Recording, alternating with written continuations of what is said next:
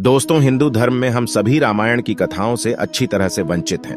माता सीता, श्री राम और लक्ष्मण जी के वनवास काटने की कहानियां भी हम बचपन से सुनते आ रहे हैं। पर आज हम उन्हीं में से एक ऐसी घटना के बारे में बताएंगे जो आपको सोचने पर मजबूर कर देगी। ऐसे में दोस्तों, हमारे सनातन धर्म ग्रंथों में इस बात का साफ साफ उल्लेख है कि बुरे कर्मों का फल हमेशा बुरा ही मिलता है, फिर चाहे वो इंसान हो या फिर भगवान। और यह तो आप सभी जानते ही हैं कि मर्यादा पुरुषोत्तम श्री राम ने अपनी पत्नी सीता को एक धोबी की बातों में आकर अयोध्या छोड़कर जाने को कह दिया था। लेकिन क्या आपको पता है कि एक समय माता सीता ने बहुत बड़ा पाप किया था, जिसकी सजा के रूप में उन्हें गर्भवती हालत में अपने पति से दूर रहना पड़ा था।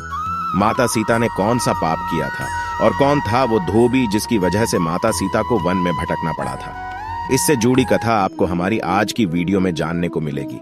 इसीलिए वीडियो काफी इंटरेस्टिंग होने वाली है, इसीलिए इसे बिना स्किप किए एंड तक जरूर देखिएगा। दोस्तों, जिस कथा के बारे में मैं आपको बताने जा रही हूं, उसका उल्लेख आपको रामायण में मिल जाएगा। दरअसल रामायण कई भाषाओं में लिखी गई है। ऐसे में अलग अलग रामायण में कई तरह की दंत कथाएं मिलती हैं और ऐसी ही एक दंत कथा माता सीता से जुड़ी हुई है, जिसके मुताबिक त्रेता युग में मिथिला नगरी में जनक नाम के राजवंश का राज हुआ करता था। जनक राजवंश के एक ही राजा थे, राजा शेर, जो एक बार यज्ञ के लिए जमीन जोत रहे थे। उसी समय जमीन में उन्हें एक छोटी सी कन्या मिली। कन्या के सुंदर नयन नक्श को देखकर राजा बहुत खुश हुए, इसलिए उन्होंने उस कन्या को अपनी पुत्री के रूप में गोद ले लिया और यही कन्या सीता के नाम से जानी गई। जब सीता थोड़ी बड़ी हुई तो एक दिन अपनी सहेलियों के साथ अपने महल के बगीचे में घूम रही थी। तभी अचानक उनकी नजर एक तोते के जोड़े पर पड़ी, जो देखने में बहुत ही ज्यादा खूबसूरत थे। तोते का जोड़ा एक पेड़ पर बैठकर सीता जी के बारे में ही बातें कर रहा था। उनके मुख से अपने भविष्य की चर्चा सुनकर सीता जी को बड़ा आश्चर्य हुआ। कहते हैं कि उनमें से मादा तोता बोल रही थी कि पृथ्वी पर श्री राम नाम से विख्यात एक बड़े सुंदर राजा होंगे और उनकी महारानी का नाम जानकी होगा। श्री राम देवी जानकी के साथ कई वर्षों तक राज करेंगे। धन्य है वो जानकी देवी और धन्य है वो प्रजा जिन्हें प्रभु श्री राम जैसे राजा मिलेंगे। एक साधारण तोते के मुख से अपने भावी पति का नाम सुनकर माता सीता अचंभित हो गई। उन्हें अपने बारे में और जानने की इच्छा जागृत हुई। इसीलिए माता सीता ने अपने महल के पहरेदारों को बोलकर दोनों पक्षियों को पकड़ लिया और फिर दोनों को पुचकारते हुए पूछा, तुम दोनों पक्षियों को भविष्य के बारे में इतना ज्ञान कहां से प्राप्त हुआ? तब पक्षियों ने बताया कि इससे पहले हम ऋषि वाल्मीकि के आश्रम में रहते थे, जहां रोज राम और सीता के जीवन के बारे में बताया जाता है। इसीलिए हमें उन दोनों के बारे में हर चीज कंठस्थ याद हो गई है। सीता जी ने जब ये सुना तो उन्होंने सोचा कि दोनों पक्षी तो बहुत ही दिव्य है, क्यों ना मैं इन्हें बहला फुसलाकर अपने जीवन से जुड़ी सारी बातें पूछें। यही सोचकर माता सीता दोनों पक्षियों से कहती है कि तुम दोनों बहुत सुंदर हो। देखो, तुम दोनों को डरने की जरूरत नहीं है, मैं तुम्हें कोई नुकसान नहीं पहुंच जाऊंगी। तुम बस मुझे ये बताओ कि राम कौन है और उनका विवाह जानकी से कैसे होगा। तब दोनों पक्षी बताते हैं कि महर्षि वाल्मीकि रामायण नामक एक ग्रंथ लिख रहे हैं, जिसमें उन्होंने बताया है कि महर्षि श्रृंगी के द्वारा किए गए पुत्रेष्टि यज्ञ से प्रसन्न होकर भगवान विष्णु मानव शरीर धारण करके उनके ज्येष्ठ पुत्र के रूप में जन्म लेंगे, जो कि प्रभु श्री राम होंगे। बड़े होने पर श्री राम महर्षि विश्वामित्र और अपने छोटे भाई लक्ष्मण के साथ हाथ में धनुष लिए मिथिला आएंगे और वहां शिव जी के धनुष को तोड़कर जानकी से विवाह करेंगे। इतना सुनने के बाद माता सीता उन दोनों पक्षियों को बताती है कि जिस जानकी की तुम लोग बात कर रहे हो वो मैं ही हूँ। मैं सीता भी हूँ और मैं जानकी भी हूँ।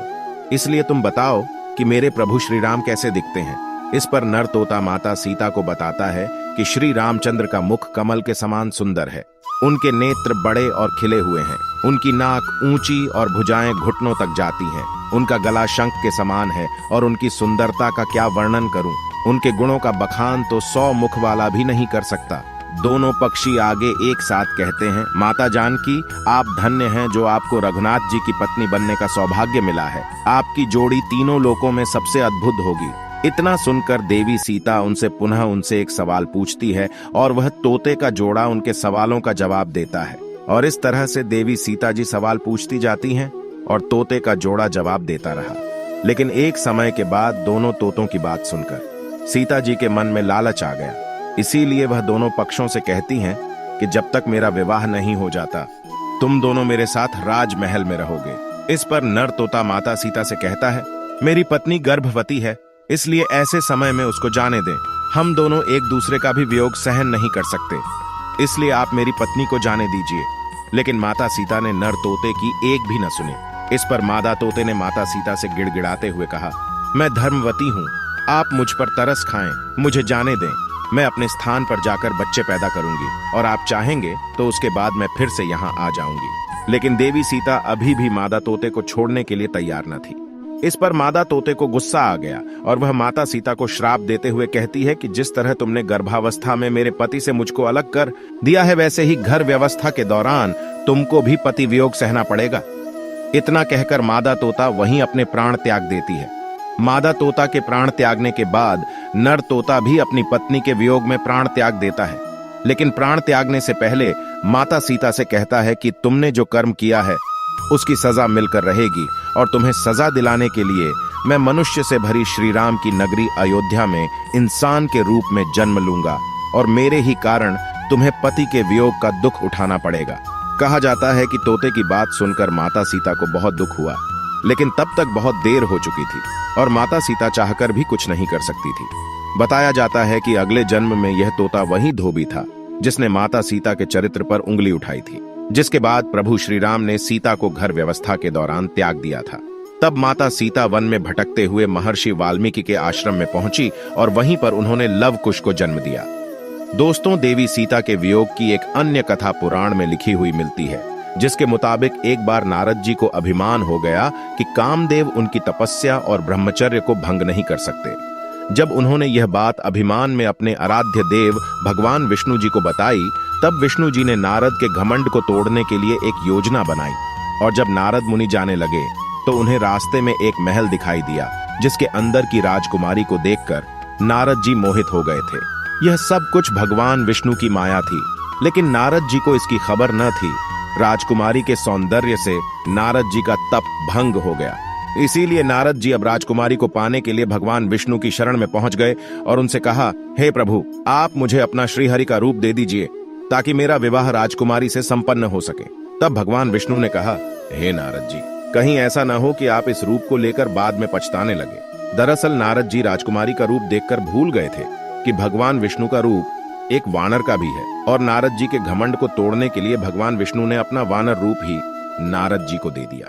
जब नारद जी राजकुमारी के स्वयंवर में पहुंचे, तब पूरी सभा नारद जी के बंदर वाले मुख को देखकर हंसने लगी और राजकुमारी ने भी इनके मुख को देखकर उन्हें वरमाला नहीं पहनाई। कहा जाता है कि उसी समय भगवान विष्णु उस सभा में पधारे जिन्हें देखकर राजकुमारी ने उनको माला पहना दी। ये सब कुछ देखकर नारद जी अचंभित हो उठे। उन्हें समझ नहीं आ रहा था कि क्यों सब लोग उन्हें देखकर हंस रहे हैं। तभी नारद जी को महल के पात्र में पानी दिखाई दिया, जिसमें उन्होंने अपना मुख देखा।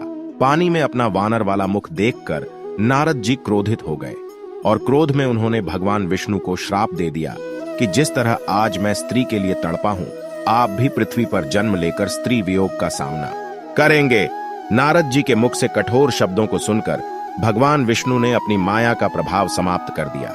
इसके बाद दोस्तों, अपनी गलती का एहसास हुआ नारद जी को और उन्होंने क्षमा मांगी और कहा जाता है कि नारद जी के श्राप की वजह से भगवान विष्णु को अपने राम अवतार में माता सीता के वियोग का सामना करना पड़ा। तो दोस्तों, अब आप हमें बताइए कि आपको क्या लगता है किसके श्राप की वजह से माता सीता को प्रभु श्री राम से दूर रहना पड़ा? अपने जवाब हमें कमेंट में दोस्तों जरूर बताइएगा। इसी के साथ आज के वीडियो में बस इतना ही। अगर वीडियो अच्छी लगी तो इस वीडियो को लाइक करें, शेयर करें और चैनल को सब्सक्राइब करके बेल आइकन को प्रेस करें ताकि आने वाली नई वीडियोस की अपडेट आपको मिलती रहे। आपका बहुत बहुत धन्यवाद।